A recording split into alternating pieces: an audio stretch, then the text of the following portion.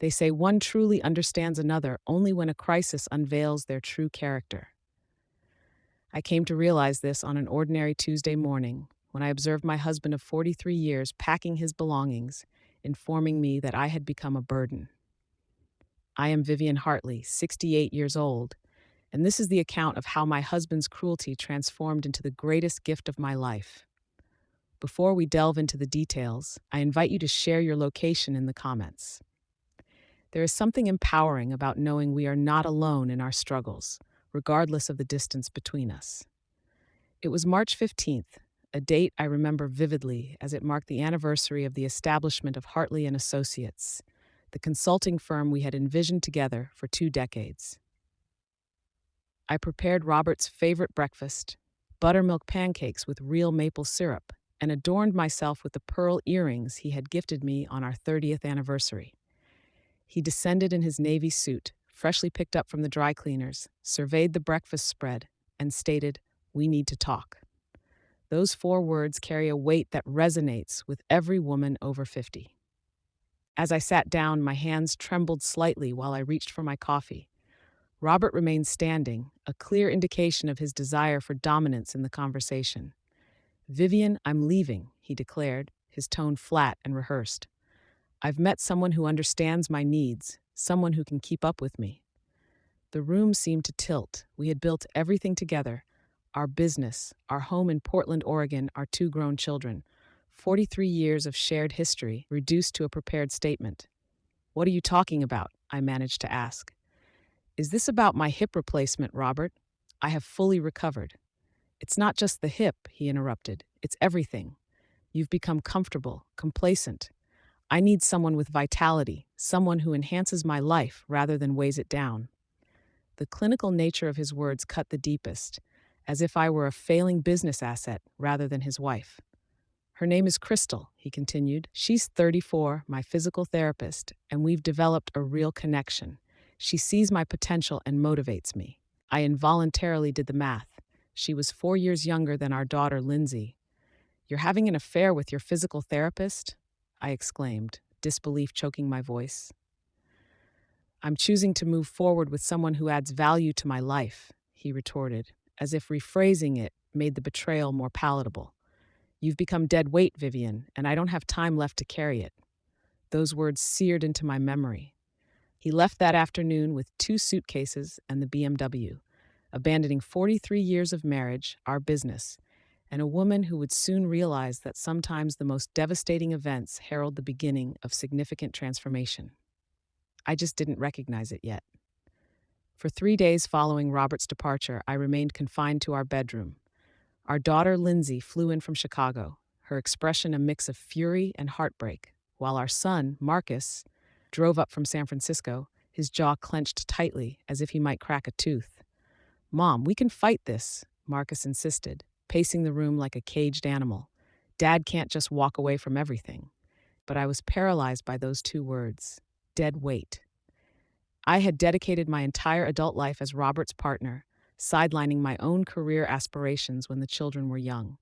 I managed the household, coordinated social engagements that advanced his career, and entertained clients at dinner parties, ensuring every detail was perfect. When he wanted to establish Hartley and Associates 12 years ago, I assisted in developing the business plan and was present for every major decision. Now I was labeled as dead weight. Lindsay sat on the edge of my bed, holding my hand. "Dad's having a midlife crisis," she commented, "or perhaps an end-of-life crisis. He is 71. "Mom, this is pathetic," she added. "He seems quite certain it's not a crisis," I replied quietly. "He seems convinced I am the problem." The reality was more complex than my children understood. Over the past 5 years, since I turned 63, Robert had been changing, making little comments about my appearance and suggesting I should remain active. When I required a hip replacement last year after enduring years of pain, he displayed resentment instead of support. The recovery took 4 months, which apparently was 4 months too long for Robert's patience. On the 4th day, I finally emerged from bed, showered, dressed in proper attire, and descended to confront the house that suddenly felt vast and empty.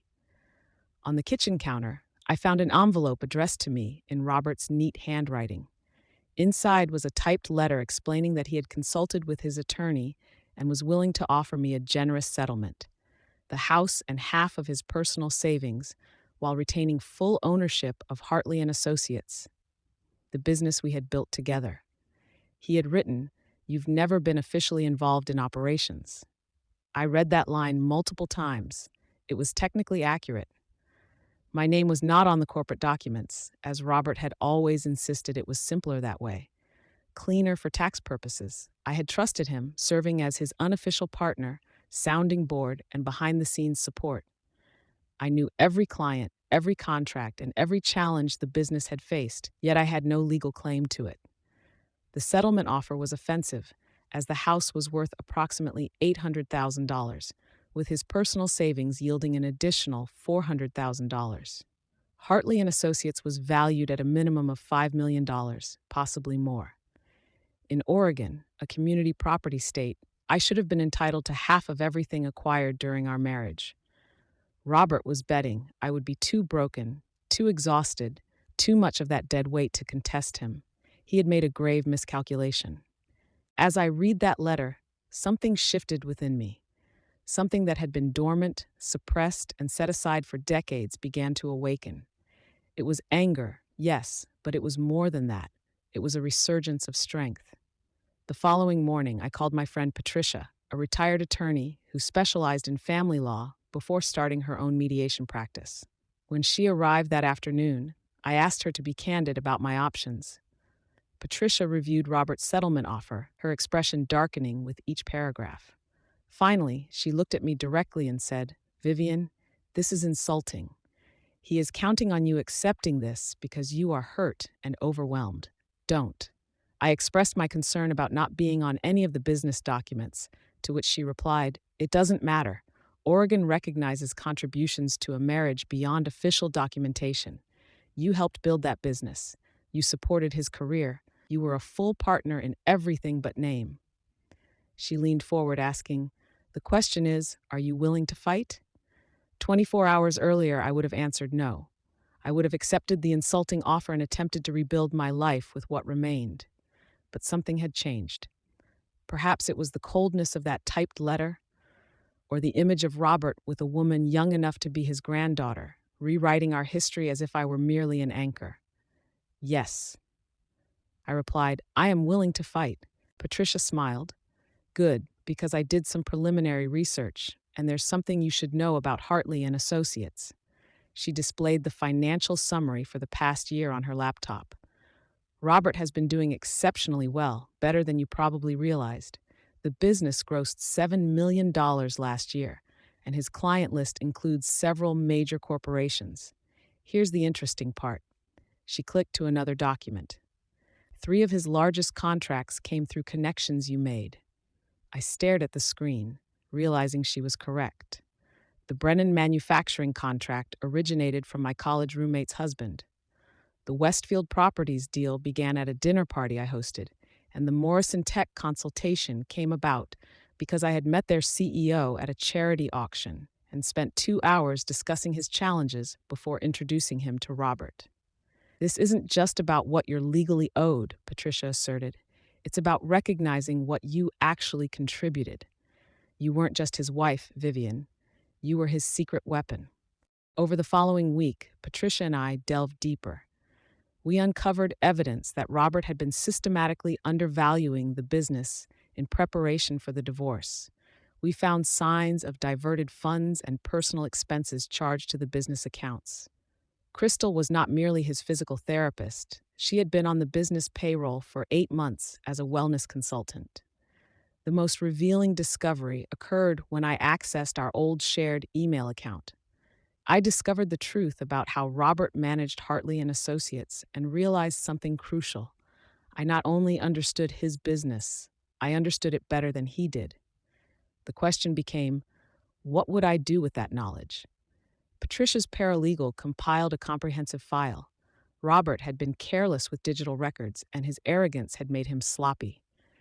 As I reviewed the evidence of his financial manipulations and business practices, a bold, possibly reckless idea began to form. "Patricia," I said during our meeting the following Monday, What if I don't want to just fight for half the business? She raised her eyebrows. What do you mean? What if I want to compete with him? The words hung in the air between us. Patricia set down her pen, studying my face carefully. You want to start your own consulting firm? I know his clients. I know his methods. I know his weaknesses. For the first time in weeks, I felt a surge of energy. Robert had always taken credit for my insights. Perhaps it was time for me to assert them. That's ambitious, Patricia replied cautiously. Starting a business at 68. Don't, I interjected, hearing echoes of Robert's cruel assessment in her words. Don't tell me I'm too old. That's what he said, that I was dead weight. Patricia's expression softened. I wasn't going to say you're too old. I was going to mention that starting a business at any age requires capital, strategy, and perfect timing. Do you have a plan? Over the next 3 hours, we outlined a strategy. I would use my settlement funds not to retire quietly, but to launch Hartley Consulting Group. Not and Associates, just my name. Clear and unequivocal. Timing and clients were key. I knew Robert's contracts inside and out and recognized which clients were dissatisfied with his recent performance. I had heard their complaints at dinner parties and noticed the tension during follow-up meetings. Robert had become complacent, coasting on his reputation while delivering mediocre results. I had something he lacked: genuine relationships. While Robert had been networking, I had been connecting. I remembered the names of their spouses, their children's colleges, and their personal challenges. Business transcends strategies and deliverables. It is built on trust. My first call was to Margaret Chen, the CFO of Brennan Manufacturing. Margaret, this is Vivian Hartley. I'm reaching out to inform you that Robert and I are divorcing, and I am starting my own consulting firm. I wanted to connect personally because I know your contract with Hartley and Associates is up for renewal in 2 months.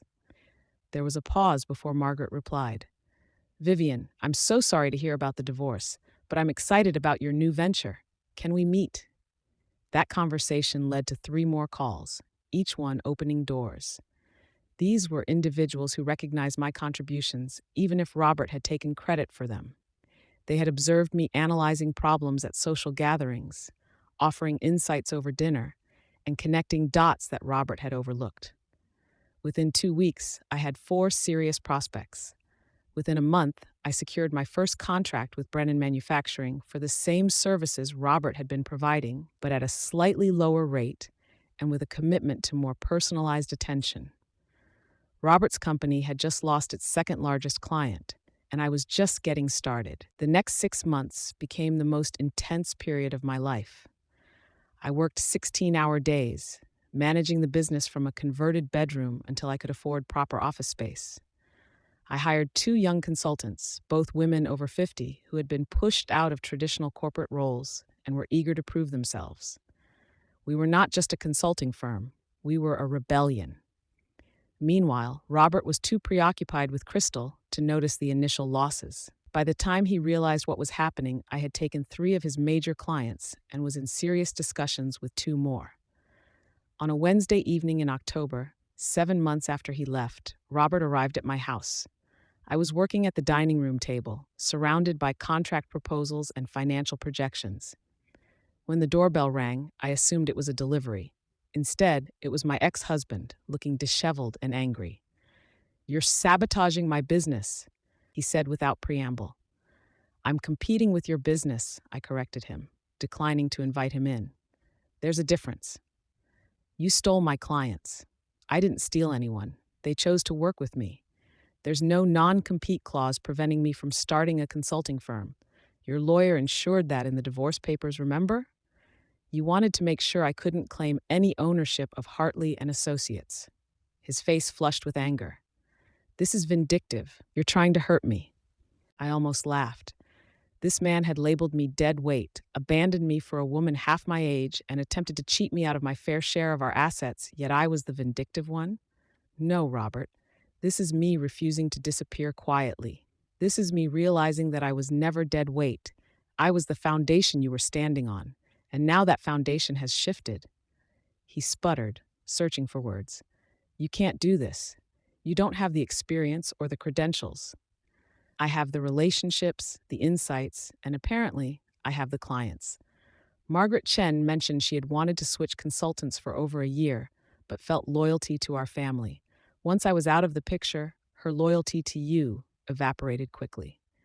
If you have ever felt underestimated because of your age, gender, or someone else's cruelty, please subscribe to my channel now. This story only gets better, and you won't want to miss what happens next. Robert's jaw clenched. This isn't over. You're right, I agreed. It's not because in 6 months I'm coming for your other major contracts. I'll attend every client meeting with better proposals, better rates, and better results. You taught me the business, Robert. You just forgot that I was paying attention. He left without another word, and I returned to my work, my hands shaking not with fear or regret, but with exhilaration. For 43 years, I had lived in Robert's shadow, supporting his ambitions while sidelining my own. Now, at 68, I was discovering my true capabilities far beyond what he had ever imagined. By the end of my first year in business, Hartley Consulting Group generated revenues of $2 million. We secured 6 of Robert's former clients and 4 new ones who had never worked with him. I had moved into a small but elegant office space in downtown Portland, hired 2 additional consultants, and established a reputation for delivering results ahead of schedule. In contrast, Robert's company struggled. Through mutual acquaintances, I learned he had lost several more clients beyond those who had come to me. His reputation suffered not only due to the decline in work quality, but also because word spread about how he had abandoned his wife of 4 decades. In our industry, character is paramount. People do business with those they trust and respect. Leaving your aging wife for a woman younger than your daughter does not inspire trust. Crystal, it turned out, was more interested in his bank account than his business acumen. She had persuaded him to invest in her wellness consulting expansion, a vanity project that drained resources without generating revenue. Robert began taking extravagant vacations, purchasing lavish items, and living a lifestyle of a man attempting to prove he was still youthful and vital. It was both pathetic and costly.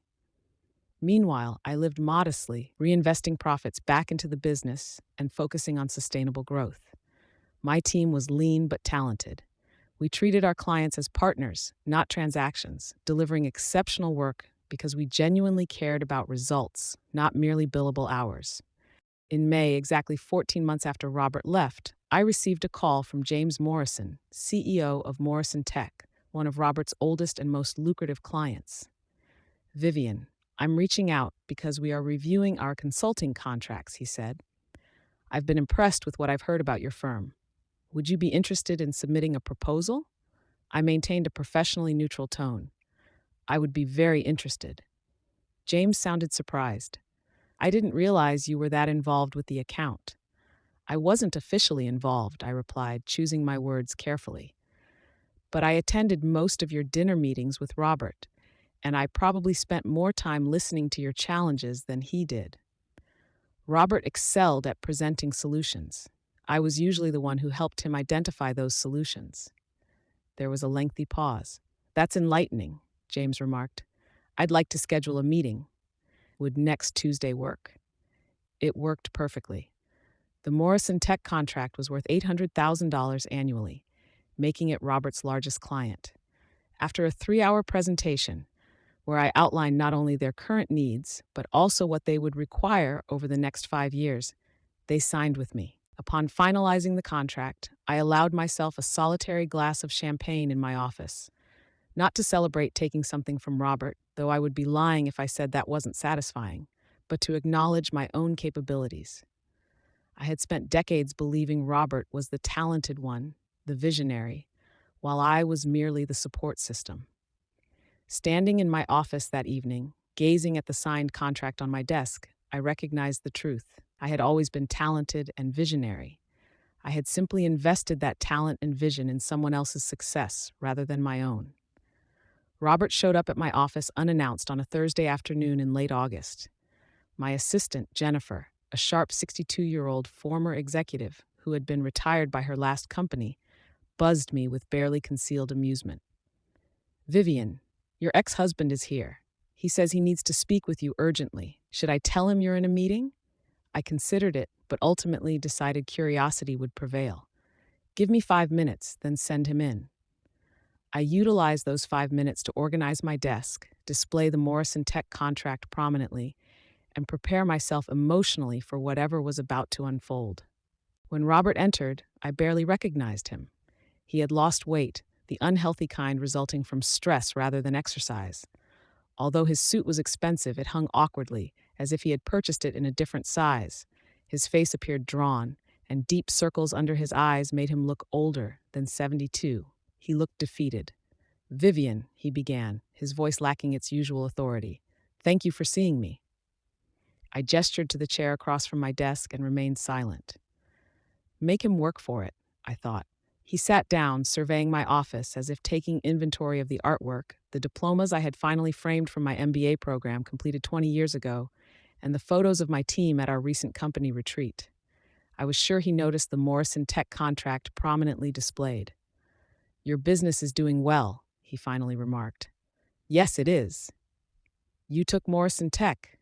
"They chose to work with me," I corrected him. "I provided them with a better proposal, better terms, and better results. That's how business operates, Robert." He flinched. "Good. Vivian, I came here because I need help." The words seemed to physically pain him. "Hartley and Associates is in trouble, real trouble. I've lost most of my major clients. The ones I have left are threatening to leave. Crystal's wellness division lost $300,000. I may have to close the business." I remained silent, my face impassive. He had called me dead weight, offered me an insulting settlement, and attempted to erase my contributions to everything we had built together. And now he required my assistance. "I was hoping we could merge our companies," he continued, the words tumbling out faster now. "Combine resources. You could be a partner, a real partner this time. We could rebuild together." "Rebuild?" I repeated slowly. "Together?" "Yes. We were always a good team, Vivian. I realize that now. I made mistakes. I see that. But we could, no." The word landed between us like a gavel. He looked genuinely shocked, as if he expected me to leap at the opportunity to rescue him. "No, Robert, I do not wish to merge our companies. I do not want to be your partner. I do not want to rebuild together. I want to continue building my thriving company." His expression fluctuated through disbelief, anger, and desperation. "But I'm offering you a real partnership this time. Equal stake, equal decision-making." "You're offering me the chance to save your failing business," I countered. "That is not the same thing." Robert's desperation morphed into anger before my eyes. I recognized the shift. I had witnessed it countless times during our marriage when things did not go his way. "You're being vindictive," he accused, his voice rising. "You're allowing your hurt feelings to destroy what we could rebuild." "My hurt feelings?" I maintained a level tone, refusing to match his energy. "Robert, you labeled me as dead weight. You left me for a woman young enough to be your granddaughter. You attempted to cheat me out of my fair share of our assets, and now, as your choices yield consequences, you want me to rescue you." I admitted I made mistakes. You admitted you need something from me. That's not the same as taking responsibility. He stood, pacing now. "So this is revenge. You'll watch my business fail just to punish me." "I'm not watching anything," I stated firmly. "I'm busy building my own success. Your failure is neither my responsibility nor my concern. It is simply the natural outcome of your decisions." "Crystal was a mistake." He suddenly switched tactics. "I see that now. She left me last month, taking $50,000 and moving to Arizona with some yoga instructor. I was a fool." "Yes, you were," I replied. He halted, staring at me. "Is there nothing left between us?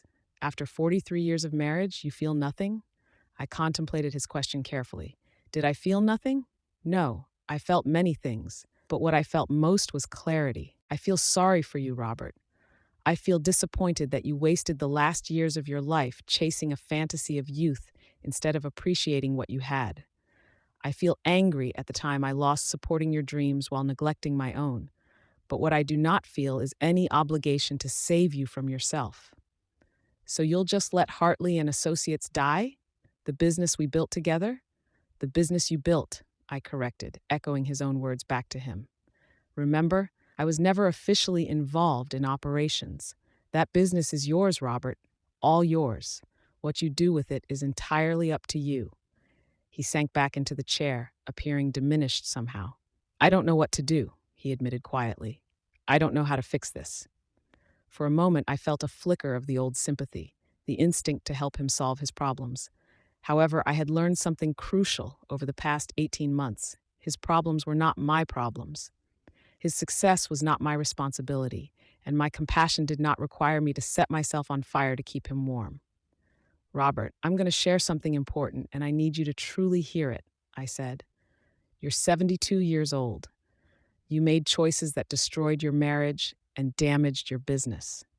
Those choices have consequences, but you're not dead.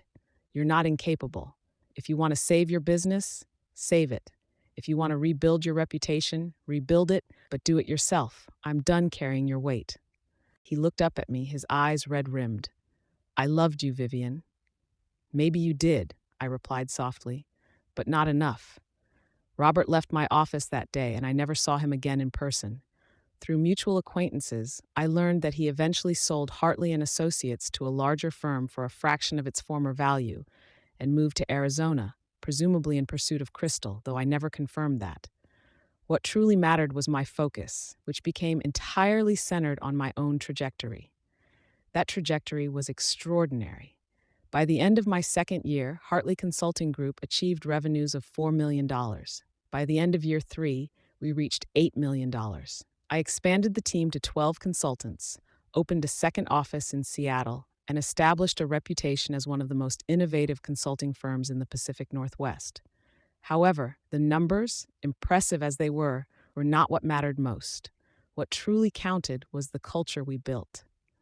More than half my team consisted of women over 50 who had been underestimated, undervalued, or pushed out of their previous roles.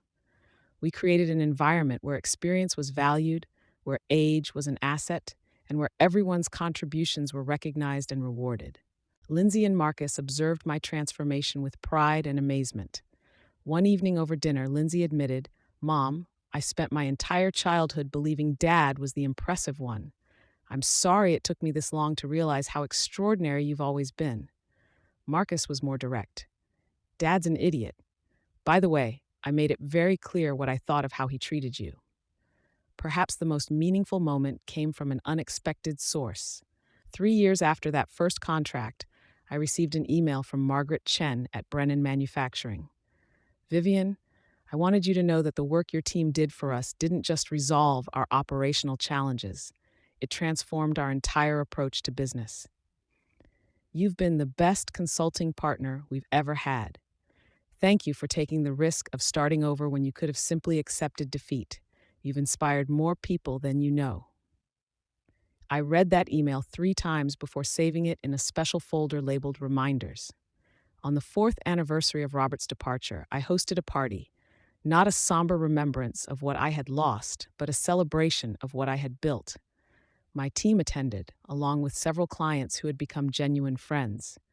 Patricia was there, raising her glass in a toast to Vivian, who proved that the best revenge isn't revenge at all. It's success. But it wasn't about revenge anymore. It hadn't been for quite some time. It was about reclamation, reclaiming my value, my potential, my voice, and my future. I reflected on Robert's words, dead weight, and how they had felt like a death sentence at the time. They had cut so deeply because part of me had wondered if he was right. Had I become complacent? Had I lost something vital? Yet, standing in my office that evening, surrounded by people who valued me, respected me, and recognized my worth, I realized the truth. I had never been dead weight. I had been a rocket waiting for someone to remove the anchor. Robert had been that anchor, and now I was soaring. Today, 5 years after Robert walked out, labeling me dead weight, Hartley Consulting Group boasts annual revenues of $12 million. We have grown to 23 team members across 3 offices, specializing in assisting mid-sized companies navigate complex organizational challenges, and we are recognized for our innovative approaches and genuine commitment to our clients' success. However, this story is not merely about business metrics or financial revenge. It is about the moment you come to understand that someone else's assessment of you, no matter how deeply you cared for them, how much you trusted them, or how much of your life you built alongside them, is simply that, their opinion. It is not truth, not destiny, just one person's limited and self-serving perspective. Please subscribe to my channel. I look forward to seeing you in the next video. With love and respect.